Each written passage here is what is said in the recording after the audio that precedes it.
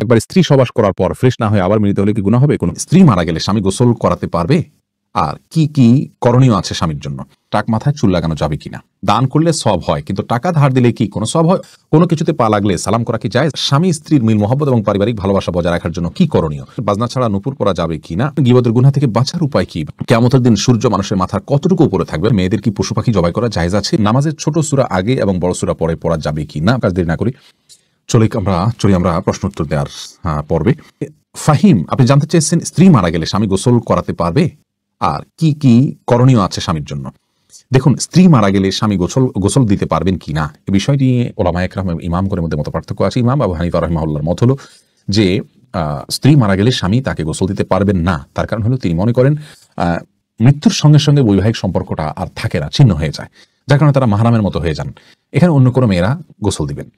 যদিও অন্য ইমামদের অনেকেরই মত হলো যে না, বৈবাহিক সম্পর্ক মৃত্যুর মাধ্যমে ভেঙে যায় না, বরং বৈবাহিক সম্পর্ক তালাক না দিলে সেটি কিয়ামত পর্যন্ত বরং চিরকালের জন্য, অনন্তসীম কালের জন্য এই সম্পর্কটা হয়ে যায়। যার কারণে তাদের দৃষ্টিকোণ হলো যে স্বামী তার স্ত্রীকে গোসল দিতে পারবেন, স্ত্রী তার স্বামীকে গোসল দিতে পারবেন। তো এক্ষেত্রে যদি ভিন্ন কোনো ভালো মহিলা থাকেন যিনি গোসল দিতে পারেন, সেটা ভালো, এবং এক্ষেত্রে কোনো অসুবিধা নেই। ভাই রাশেদুল ইসলাম রুবেল, আপনি জানতে চেয়েছেন টাক মাথায় চুল লাগানো যাবে কিনা, এ ব্যাপারে ইসলামের কোনো বিধিনিষেধ আছে কিনা? ভাই রাশেদ, টাক মাথায় আলগা চুল লাগানোর ব্যাপারটি একজন স্বাভাবিক অবস্থায় একজন মানুষের জন্য জায়েজ নাই। কারণ আল্লাহ রাব্বুল আলামিন বলেছেন লা তাবদীলা লিখালকিল্লাহ, আল্লাহর সৃষ্টিতে কোনো প্রকার পরিবর্তন করা চলে না। এখন কারো চুল পড়ে গেছে, তিনি আলগা চুল লাগিয়েছেন, এটা এক ধরনের প্রতারণার মতো। যেমনি ভাবে চুল সাদা হয়ে গেলে সেটাকে কালো করার যে একটা প্রবণতা, নিজের বয়স লুকানোর চেষ্টা, অথবা বয়স ছাড়াও অনেক সময় সাদা হয়ে থাকে, তো এই যে নিজের অবস্থার পরিবর্তন করার চেষ্টা, এই জিনিসটাকে ইসলাম ভালোভাবে দেখে না। অতএব এটাকে স্বাভাবিকভাবে রেখে দেওয়াটাই উচিত, এবং এখানে কোনো প্রকার লুকোচুরি করা এটা অনুচিত এবং অসুন্দর। আফরিন মোল্লা, আপনি জানতে চেয়েছেন কাজা নামাজ কিভাবে আদায় করব? দেখুন, কাজা নামাজ আদায় করার পদ্ধতি হলো যখন আপনি অনেকগুলো সালাত ছুটে যাবে তখন ধারাবাহিকভাবে পড়ে যাবেন, যতটুকু সম্ভব শুধু ফরজগুলো আদায় করে যাবেন, সুন্নাত আদায় না করলেও চলবে, এগুলো পড়ে ফেলবেন আস্তে আস্তে। শাহিদা খাতুন জানতে চেয়েছেন কেমন করে বুঝবো আল্লাহ আমার গুনাহগুলি মাফ করেছেন? এটাকে নিশ্চিতভাবে বোঝার কোনো উপায় নেই বোন শাহিদা, তবে আল্লাহ রাব্বুল আলামিন আপনার গুনাহ মাফ করেছেন তার আলামত হিসেবে আপনি গুনাহ থেকে বেঁচে থাকার সুযোগ পাচ্ছেন, তওবার তৌফিক পাচ্ছেন, এবং ভালো কাজ করার তৌফিক পাচ্ছেন। এগুলোকে আপনি আলামত হিসেবে ধারণা করতে পারেন, কাউন্ট করতে পারেন, তবে নিশ্চিতভাবে বলার কোনো সুযোগ নেই। এই জন্যই তো আল্লাহ রাব্বুল আলামিনের কাছে তওবা আমরা মৃত্যু পর্যন্ত করে যাব, মাগফিরাত আমরা মৃত্যু পর্যন্ত চেয়ে যাব ইনশাআল্লাহ বিদিনিল্লাহ। সুজাত হোসেন জানতে চেয়েছেন দান করলে সওয়াব হয়, কিন্তু টাকা ধার দিলে কি কোনো সওয়াব হয়? অবশ্যই সওয়াব হয় ভাই সুজাত। কোনো ক্ষেত্রে দানের চাইতে বরং লোন দিলে তার সওয়াবের পরিমাণ অনেক বেশি হয়। অতএব দান করলে যেমন সওয়াব হয়, মানুষকে হাওলাত দিলেও কিন্তু সওয়াব হয়। আজকাল লোন দিলে মানুষ ফেরত দিতে চায় না, নানামুখী সমস্যা হয়, সেজন্য গ্র্যান্ট হিসাবে, বন্ধক হিসাবে কোনো কিছু রেখে দিতে পারেন আপনি, কিন্তু লোন দেয়া অনেক বড় মাপের একটি ইবাদত এবং সওয়াবের কাজ করুন। রবিউল ইসলাম জানতে চেয়েছেন কোনো কিছুতে পা লাগলে সালাম করা কি জায়েজ? না ভাই, কোনো কিছুতে পাও লাগলে সেখানে হাত দিয়ে সালাম করতে হবে। হাত দিয়ে যদি সালাম হয় না, ছুঁয়ে এটাকে সম্মান করতে কোনো কথা নেই।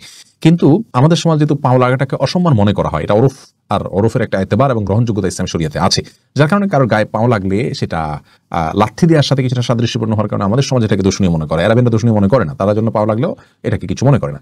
তো আমাদের সমাজে যদি দূষণীয় মনে করা হয়, সেহেতু যার গায়ে পাও লেগেছে তাকে যদি আপনি একটু টাচ করে আপনি আসলে পাও লাগাতে চাননি, হাত লাগাতে চেয়েছেন অথবা অশ্রদ্ধা করতে চান, এটা বোঝাতে চান, তাহলে সেটা ঠিক আছে, এটাতে দোষের কিছু নেই। তবে এর মানে এই নয় যে তাকে আপনি সালাম দিবেন। ইলিয়াস সানি, আপনি জানতে চেয়েছেন স্বামী স্ত্রীর মিল মহব্বত এবং পারিবারিক ভালোবাসা বজায় রাখার জন্য কি করণীয়? ভাই ইলিয়াস, স্বামী স্ত্রী মিল মহব্বত এবং পারিবারিক ভালোবাসা বজায় রাখার জন্য সর্বপ্রথম করণীয় হলো পরস্পরের প্রতি যে দায়িত্ব আছে, সেই দায়িত্বগুলো ইসলাম শরীয়তের দৃষ্টিকোণ থেকে যেগুলো আরোপিত হয়েছে সেগুলো সম্পর্কে জানতে হবে, 1 নম্বর কাজ। দ্বিতীয় কাজ হলো আল্লাহর কাছে দোয়া করতে হবে। সূরা ফুরকান আয়াত নম্বর 74 যে দোয়া আছে, রব্বানা হাব লানা মিন আজওয়াজিনা ওয়া যুররিয়াতিনা কুররাতা আয়ুন ওয়াজআলনা লিল মুত্তাকিনা ইমামা, এই দোয়া স্বামী স্ত্রী উভয় বিশেষ করে অর্থ বুঝে আল্লাহর কাছে নিবেদন করতে হবে, আল্লাহ যেন তাদেরকে সুখ শান্তিপূর্ণ জীবন দান করেন।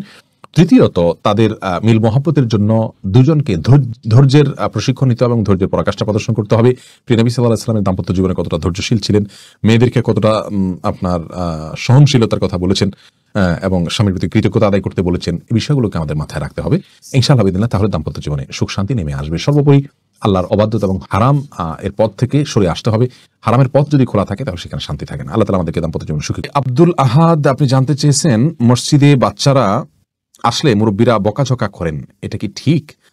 দেখুন আব্দুল আহাদ ভাই, মসজিদে বাচ্চাদেরকে বকাঝকা করা এটা অনুচিত। আমাদের অনেক মুরব্বীরা এই কাজটি করে থাকেন। আমাদের প্রিয় নবী সাল্লাল্লাহু আলাইহি সাল্লাম কিন্তু আমাদেরকে এরকম কোনো শিক্ষা দেননি যে মসজিদে বাচ্চারা আসলে তাদেরকে বকাঝকা দিতে হবে, বরং বাচ্চাদের যে দুষ্টুমি এটাকে হজম করতে হবে। প্রিয় নবী সাল্লাল্লাহু আলাইহি সাল্লাম খুতবা চলাকালীন সময় তার নাতি এসেছেন, তাকে খুতবা থেকে নেমে করে নিয়েছেন, নামাজের সময় বাচ্চাদের কান্না আওয়াজ শুনে নামাজ সংক্ষিপ্ত করেছেন। এরকম আরো অনেক ঘটনা প্রিয় নবী সাল্লাল্লাহু আলাইহি সাল্লামের জীবনে আমরা জানতে পারি, যেগুলো দ্বারা বোঝা যায় যে বাচ্চাদের কিছুটা দুষ্টুমি আমাদেরকে হজম করতে হবে। আজকের শিশু আগামী দিনের মুসল্লি, অতএব তাদেরকে মসজিদে আসলে ধমক দেওয়া যাবে না। হ্যাঁ, কোনো বাচ্চাকে মা বাপ যদি একদম ছোট থাকতে আনার ছেড়ে দেন, সবাইকে ডিস্টার্ব করেন, সেক্ষেত্রে মা বাপকে ডেকে বোঝাতে হবে যে বাচ্চাকে এত অল্প বয়সে আনবেন না, বা আনলেও নিজের নিয়ন্ত্রণে রাখবেন, অন্যদের নামাজ যাতে নষ্ট না করে সেই বিষয়ে খেয়াল করবেন। আফরিন সুলতান জান্নাত আপনি জানতে চাইছেন বাজনা ছাড়া নূপুর পরা যাবে কিনা। জীবন আপনি নূপুর পড়তে পারেন যদি সেটাতে বাজনা না থাকে এবং বাহিরে আপনি যখন পড়ে যাবেন সেটা আপনার পায়ে থাকতে পারে, কোনো অসুবিধা নেই। সাহাবা ইকরামের মধ্যে থেকে অনেকে নূপুর পড়েছেন, অনেক মহিলা সাহাবীরা নূপুর পড়েছেন, এরকমটি হাদিস দ্বারা স্পষ্টভাবে আমরা জানতে পারি। এরপরে আমরা মনিরুল ইসলাম জানতেছেন গীবতের গুনাহ থেকে বাঁচার উপায় কি। ভাই মনিরুল ইসলাম, গীবতের গুনাহ অত্যন্ত জঘন্য গুনাহ, বান্দার হক খুবই জঘন্য গুনাহ। আর এটা আমাদের কাছে ঘি ভাতের মতো হয়ে গেছে। সকাল বিকাল দুপুর দিন রাত, বাসায় অফিসে রাস্তায় ঘাটে পরিচিত অপরিচিত সবার সঙ্গে আমরা অহরহ গীবত করে বেড়াচ্ছি। এটা মহামারী হয়ে গেছে। চোখের গুনাহ আর মুখ দ্বারা গীবতের গুনাহ, এগুলো আমরা সবচেয়ে পরিমাণ বেশি করি। আল্লাহ তাআলা আমাদেরকে হেফাজত করুন।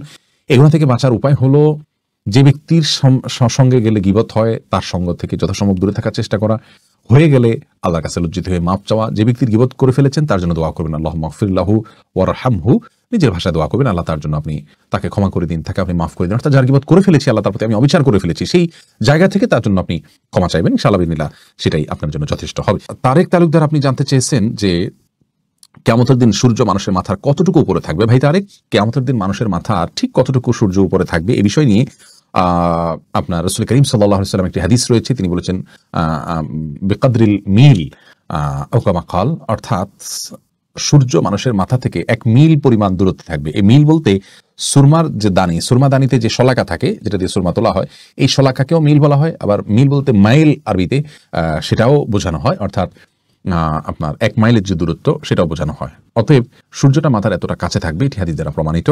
এখন এতটা কাছে থাকলে সব ছাই হয়ে যাওয়ার কথা, ভস্ম হয়ে যাওয়ার কথা, কিন্তু হবে না। কারণ কিয়ামতের মহাপ্রলয়ের পরে যখন আল্লাহ তাআলা পুনরুত্থান করবেন, হাসরের পরে যখন মানুষকে পুনরায় জীবন দিবেন, এরপরে আর মানুষের মৃত্যু হবে না। রাসূল করিম সাল্লাল্লাহু আলাইহি ওয়াসাল্লাম বলেছেন যে প্রতীকী ছাগল এনে জবাই করে দেওয়া হবে এবং বলা হবে যে মৃত্যু নামক কোনো কিছু আর থাকবে না। এই ছাগলকে মৃত্যুর রূপ দিয়ে জবাই করে দেওয়া হয়েছে এবং এর মাধ্যমে চিরকালের জন্য মৃত্যুর পথ বন্ধ হয়ে গেল। কারণ আর মৃত্যু হবে না। যে সুখে থাকবে চিরকাল সুখে থাকবে, অনন্ত অসীমকাল, অশেষ সময় পর্যন্ত। আর যে দুঃখে থাকবে সে অশেষ সময় পর্যন্ত জাহান্নামে ভোগ করতে থাকবে বা চলতে থাকবে বা বেঁচে থাকবে। তার কষ্ট হবে কিন্তু মৃত্যু হবে না। আল্লাহ রাব্বুল আলামিন সেরকম ধারণ ক্ষমতা মানুষকে দিয়ে দিবেন তখন। তো সূর্য এতটা কাছে থাকবে যেমনটি হাদিসে বর্ণিত হয়েছে। তামান্না ইসলাম সেতু আপনি জানতে চেয়েছেন মেয়েদের কি পশু পাখি জবাই করা জায়েজ আছে। বোন, অবশ্যই জায়েজ আছে। মুরগি, হাঁস, এই জাতীয় পশু পাখি, গরু, এগুলো জবাই করার ক্ষেত্রে অনেক উদাহরণ আমাদের সমাজে আছে। যেমন ভাই বোন দুজন মিলে একসাথে গরু জবাই করতে পারবেন না শেয়ারে। তারপরে আপনার মেয়েরা গরু বা ছাগল বা কোনো পশু জবাই করতে পারবেন না। গোসল ফরজ অবস্থায় গরু ছাগল জবাই করা যাবে না। স্বামী স্ত্রী একজন ধরবেন একজন জবাই করবেন, এভাবে করা যাবে না। এরকম নানাবিধ কথা আমাদের সমাজে প্রচলিত আছে। এগুলো সবগুলো ভ্রান্ত ধারণা। ছেলেরা যেমন জবাই করতে পারবেন, মেয়েরাও কিন্তু সেভাবে আপনার জবাই করতে পারবেন, কোনো অসুবিধা নেই। আব্দুল হামিদ রিপন জানতে চেয়েছেন একবার স্ত্রী সবাস করার পর ফ্রেশ না হয়ে আবার মিলিত হলে কি গুনাহ হবে? কোনো গুনাহ হবে না। তবে মাঝে যদি উজু করে নেওয়া যায় তাহলে সেটা সুন্নাত আদায় হবে না।